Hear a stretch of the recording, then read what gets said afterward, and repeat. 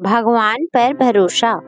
एक बार एक गर्भवती हिरनी ने अपने बच्चे को जन्म देने के लिए एक एकांत स्थान को चुना।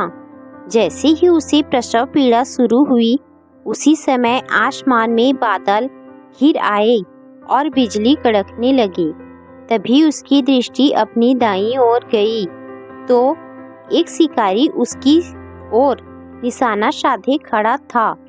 जैसे ही उसने बाईं ओर देखा, एक भूखा शेर उसका शिकार करने के लिए तत्पर था। उसने पीछे मुड़कर देखा तो नदी अपने उफान पर थी और सामने जंगल की घास में आग ही लपेटे निकल रही थी। इस समय हिरनी दुविधा में फंस गई थी। उसके मन में कई प्रश्न एक साथ कौंध गए थे। क्या वह अपने बच्चे को जन्म दे पाएगी? क्या शिकारी उसका शिकार कर लेगा या फिर वह शेर का ग्रास बन जाएगी? क्या जंगल की आग उसे जला देगी या फिर कहीं उफनती नदी उसका काल तो नहीं बन जाएगी?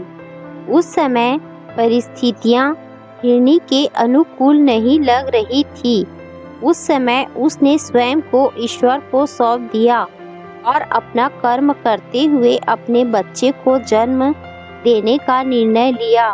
ईश्वर की कृपा से जैसे ही शिकारी ने उस पर निशाना साधा, उसी समय तेज बिजली कड़की, जिससे शिकारी की आंखें चौंधिया गई और उसका निशाना चूक गया और वह सामने खड़े शेर को लग गया, जिससे शेर वहां से भाग गया।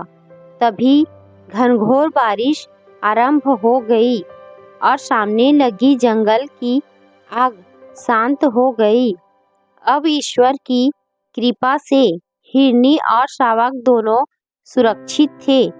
हमारे साथ भी बहुत बार ऐसा होता है, जब हमें लगता है कि अब कोई समाधान नहीं बचा, तब ईश्वर की कृपा से कुछ ऐसा हो जाता है जो हमारी सोच से परे होता है। इसीलिए ईश्वर पर विश्वास व्यक्ति में उम्मीद की किरण को जगाए रखता है, जिससे वह कठिन परिस्थितियों में भी आगे बढ़ने के लिए लगातार प्रयासरत रहता है।